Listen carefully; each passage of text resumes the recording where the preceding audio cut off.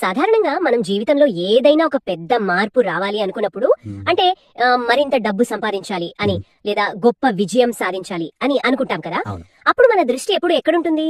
బయట ప్రపంచం మీదే ఉంటుంది. అవును, ఖచ్చితంగా. మన చుట్టూ ఉన్న పరిస్థితులు మారాలి, అదే కదా, కొత్త వ్యక్తులు కలవాలి లేదా కొత్త నైపుణ్యాలు నేర్చుకోవాలి అని పరుగులు తెస్తుంటాం. ఇది ఎలా ఉంటుందంటే అచ్చం అద్దంలో మన ప్రతిబింబాన్ని చూస్తూ ఆ ప్రతిబింబాన్ని మార్చడానికి అద్దం మీద అద్దం తొడుస్తున్నట్లుగా ఉంటుంది. భలే చెప్పారు. అసలు సమస్య మనలో ఉంటే మనం బయట ఎక్కడో వెతుకుతుంటాం. సరిగ్గా. అందుకే ఈ రోజు మన ఈ లోతైన విశ్లేషణలో ఒక ఆసక్తికరమైన భావనలు చూడబోతున్నాం. బహుశా మన జీవితాన్ని మార్చే అతిపెద్ద శక్తి బయట ఎక్కడో లేదని, అది మన ఊహాశక్తిలోనే ఉందనే ఒక అద్భుతమైన కాన్సెప్ట్ గురించి మాట్లాడుకుందాం. అవును, దీనికోసం మనం నెవిల్ గోర్డాడ్ రాసిన ద సీక్రెట్ ఆఫ్ ఇమాజినింగ్ అనే పుస్తకంలోని మూల సిద్ధాంతాలను ఆధారంగా చేసుకుంటున్నాం. ఖచ్చితంగా. ఏంటంటే ఈ రోజు మన ప్రధాన లక్ష్యం కేవలం సమాచారాన్ని పైపైన చెప్పడం కాదు, జ్ఞానాన్ని లోతుగా అర్థం చేసుకోవాలనే ఆసక్తి ఉన్న వాళ్ళ కోసం అసలు మన ఊహల ద్వారా వాస్తవాన్ని సృష్టించుకోవడం వెనుక ఉన్న సైన్స్ ఏమిటి, దాన్ని ఒక ఆచరణాత్మక సాధనంగా ఎలా వాడుకోవచ్చు అనేది పరిశీలించడమే మన ఉద్దేశం. ఈ చర్చ ప్రారంభించడానికి ఇది చాలా సరైన పాయింట్. ఎందుకంటే మనుషుల ఆలోచన విధానం ఎప్పుడూ ఒకే గాడిలో వెళ్తుంటుంది కదా. ప్రస్తుత పరిస్థితులు ఇలా ఉన్నాయి కాబట్టే నా జీవితం ఇలా ఉంది అని దాదాపు అందరూ బలంగా నమ్ముతారు. అవును, మన బ్యాంక్ బ్యాలెన్స్ చూసి మన ఫ్యూచర్ ని డిసైడ్ చేసుకుంటాం. అదే కదా. కానీ నెవిల్ గోర్డాడ్ వాదన దీనికి పూర్తి వ్యతిరేకంగా ఉంటుంది. ఆయన ఏమంటారంటే ఆ పరిస్థితులను బట్టి మన జీవితం ఉండదు, మన ఊహల ఫలితంగానే పరిస్థితులు సృష్టించబడతాయని చెబుతారు. వినడానికి చాలా అద్భుతంగా ఉంది, కానీ దీని కొంచెం విడమర్చి చూద్దాం. సరే, చూద్దాం. ఒక వ్యక్తి తన నిజ జీవితంలో తీవ్రమైన ఆర్థిక ఇబ్బందులు ఎదుర్కొంటున్నాడు అనుకుందాం. చేతిలో డబ్బులు లేవు. అటువంటి పరిస్థితుల్లో ఉన్నప్పుడు నేరుగా నేను ఆర్థికంగా చాలా స్థిరంగా ఉన్నాను, నా దగ్గర చాలా డబ్బు ఉంది అని ఊహించుకోవడం మొదలు పెడితే వెంటనే బ్యాంకులో డబ్బులు వచ్చేస్తాయా? సహజమైన సందేహమే. అంటే ఇది వాస్తవికతకు దూరంగా ఒక భ్రమలో బతకడం లాగా లేదా? కేవలం పగటి కలలు కన్నంత మాత్రాన జీవితంలో మార్పులు ఎలా వచ్చేస్తాయి? అసలు ఈ ఊహకు భ్రమకు మధ్యన తేడా ఏమిటి? ఇక్కడే ఒక అత్యంత ఆసక్తికరమైన విషయం ఉంది. నెవిల్ గోర్డాడ్ కూడా కేవలం కూర్చుని కోరికలు కోరుకుంటే అద్భుతాలు జరుగుతాయని ఎక్కడా చెప్పలేదు. చాలా మంది ఇక్కడే పొరపడతారు. ఓహో, అంటే ఊహకు ఇంకేదో కావాలంటారా? అవును, కేవలం ఒక దృశ్యాన్ని కళ్ల ముందు ఊహించుకున్నంత మాత్రాన ఎటువంటి సృష్టి జరగదు. ఆ ఊహకు ప్రాణం పోసేది ఇంకొకటి ఉంది. అదే ఆ అనుభూతి లేదా భావోద్వేగం. ఫీలింగ్ అన్నమాట. ఖచ్చితంగా. మనం కోరుకున్నది ఇప్పటికే తీరిపోయి ఉంటే మనం ఎలాంటి భావోద్వేగాన్ని అనుభవిస్తామో ఆ ఫీలింగ్ ని మన ప్రస్తుత ఊహకు జోడించాలి. భావోద్వేగం లేకుండా చేసే ఊహ కేవలం పగటికల మాత్రమే, కానీ అనుభూతి కలిసినప్పుడు అది సృష్టిగా మారుతుంది. వావ్, అంటే మన ఊహ కేవలం ఫ్యాంటసీ కాదు, అదొక సృష్టి అన్నమాట. దీని సారాంశం చూస్తుంటే నాకు ఒక పోలిక గుర్తొస్తుంది. ఇది ఒక నాటకంలో నటించే నటుడు అనుభవంతో పోల్చవచ్చా? ఎలా అంటే ఒక మంచి నటుడు కేవలం డైలాగులు పైపైన చదివితే ఎవరు కనెక్ట్ అవ్వరు కదా. ఆ పాత్ర తాలూకు బాధను, సంతోషాన్ని తన లోపల నిజంగా ఫీల్ అయితేనే ఆ నటనకు ప్రాణం వస్తుంది. బహుశా మన జీవితంలో కూడా మనం కోరుకున్న పాత్రను ముందు మానసికంగా జీవించాలి అంటారా? చాలా అద్భుతమైన పోలిక. సరిగ్గా అదే జరుగుతుంది. మన ఊహాశక్తికి ఒక బలమైన భావోద్వేగం కలిసినప్పుడు అది మన ఉపచేతన మనస్సు పైన, అంటే సబ్ కాన్షియస్ మైండ్ పైన ఒక బలమైన ముద్ర వేస్తుంది. ఉపచేతన మనస్సుకి ఆ తేడా తెలీదా? అదే ఏంటంటే ఉపచేతన మనస్సుకున్న ఒకే ఒక లక్షణం ఏంటంటే దానికి ఏది బయట జరుగుతున్న నిజం, ఏది లోపల జరుగుతున్న ఊహ అనే విచక్షణ ఉండదు.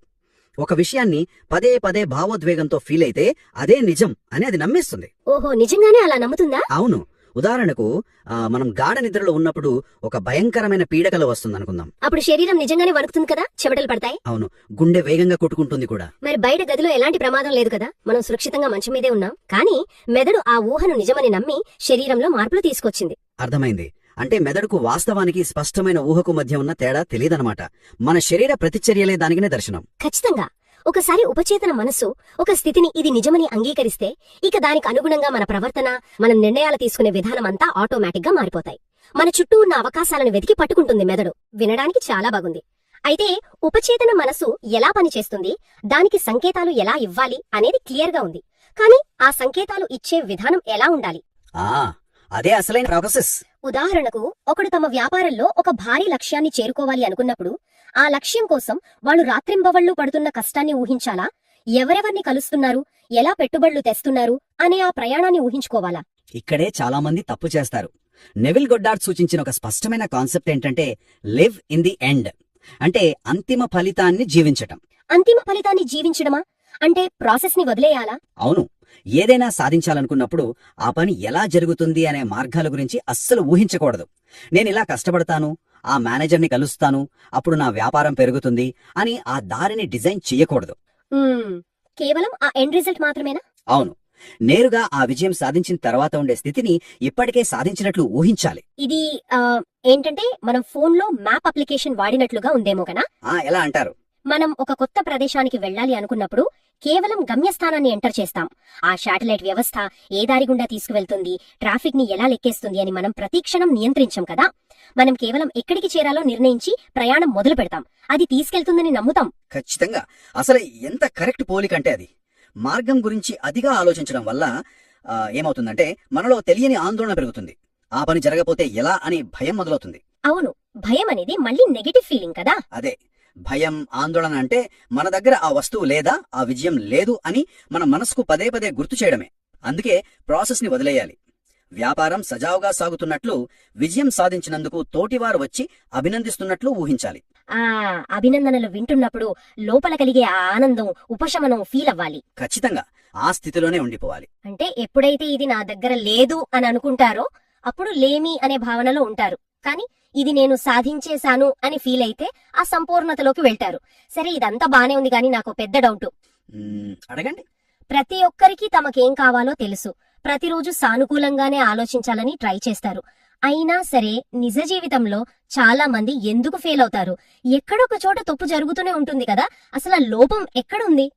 ఈ విషయం నిజంగా ఒక ముఖ్యమైన ప్రశ్నలు లేవనెత్తుతోంది. ఎందుకు ఫెయిల్ అవుతారు అనేది ఈ పుస్తకంలో చాలా క్లియర్ గా చెప్పారు. కొంతమంది ఉదయం నిద్ర లేవగానే ఒక 10 నిమిషాలు కూర్చొని చాలా అద్భుతంగా ఊహించుకుంటారు, మంచి ఫీలింగ్ తో ఉంటారు.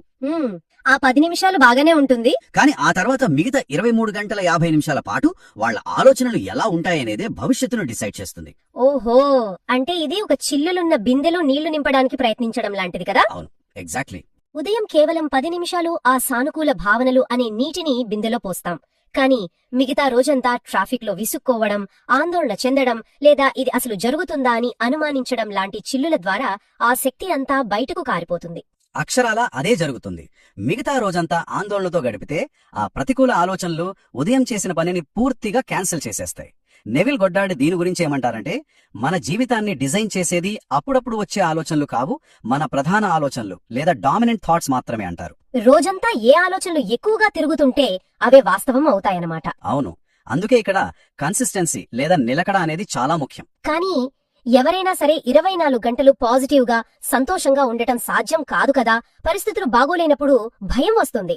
అలాంటప్పుడు నిలకడ ఎలా సాధ్యం? రచయిత కూడా ఎప్పుడూ నవ్వుతూ ఉండమని చెప్పలేదు. ఇక్కడ మనం చేయాల్సింది మానసిక ఆహార నియమాలు పాటించడం. అంటే మెంటల్ డైట్. మన ఆలోచనలను గమనిస్తూ ఉండాలి. ఒక భయం రాగానే దాన్ని వెంటనే గుర్తించాలి. ఓ, మళ్ళీ నెగటివ్ గా ఆలోచిస్తున్నాను అని రియలైజ్ అవ్వాలి. అవును, అలా గ్రహించిన వెంటనే ఆ ఆలోచనను నెమ్మదిగా పక్కన పెట్టి దాని స్థానంలో మనకు కావాల్సిన ఆ ఎండ్ రిజల్ట్ ఫీలింగ్ తో దాన్ని భర్తీ చేయాలి. అప్పులు ఎలా తీర్చాలి అని భయం రాగానే నా ఆర్థిక పరిస్థితి సురక్షితంగా ఉంది అనే ప్రశాంతతను మళ్లీ తెచ్చుకోవాలి. అంటే ఇదొక మానసిక వ్యాయామం. మనసు పాత అలవాట్ల వైపు వెళుతుంటే దాన్ని పట్టుకుని మళ్లీ లక్ష్యం వైపు తీసుకురావాలి. ఇలా చేస్తే ఆ నిలకడ వస్తుంది కదా. ఖచ్చితంగా. ప్రతిరోజు మనకు కావాల్సిన జీవితాన్ని అది ఇప్పటికే సొంతమైనట్లు చూడాలి, అనుభూతి చెందాలి, నమ్మాలి.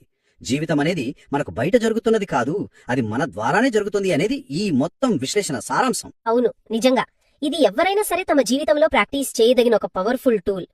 మన వాస్తవం బయట లేదు, మన లోపల మనం ఫీల్ అవుతున్న దాని మీదే ఆధారపడి ఉంది అని చాలా స్పష్టంగా అర్థమైంది.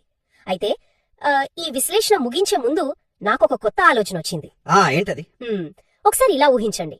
ఒక వ్యక్తి తన ఊహాశక్తికి భావోద్వేగాన్ని జోడించి తన పర్సనల్ లైఫ్ ని మార్చుకోగలుగుతున్నాడు అని అనుకున్నాం కదా. మరి ఒకవేళ దీన్ని సమాజం మొత్తానికి అప్లై చేస్తే ఎలా ఉంటుంది? చాలా ఆసక్తికరంగా ఉంది. వేలాది మంది లేదా లక్షలాది మంది ప్రజలు ఉమ్మడిగా ఒక మెరుగైన భవిష్యత్తును తీవ్రంగా ఊహించి విశ్వసిస్తే ఆ సామూహిక ఊహాశక్తి ఈ ప్రపంచ గతిని కూడా మార్చగలదా? ఆ శక్తి మనందరిలో ఉందా? నిజంగా చాలా లోతైన ఆలోచన. సమిష్టిగా మనం మార్పు తీసుకురాగలిగితే బహుశా దానికి అవధులుండవు. చరిత్రలో గొప్ప విప్లవాలన్నీ ముందు కొద్ది మంది ఊహల్లోనే పుట్టాయి కదా. దానికి సమాజం ఎమోషన్ తోడైనప్పుడే అవి వాస్తవమయ్యాయి. ఖచ్చితంగా ఇది ఆలోచించాల్సిన విషయమే. బయట ప్రపంచాన్ని మార్చే ముందు ఆ మార్పు మన లోపలే మొదలవ్వాలి. ఈ కొత్త కోణాన్ని మనమందరం అన్వయించి చూసుకోవచ్చు. సరే, మరో ఆసక్తికరమైన అంశంతో మళ్లీ కలుద్దాం. అప్పటి వరకు మీ ఆలోచనలను గమనిస్తూ ఉండండి.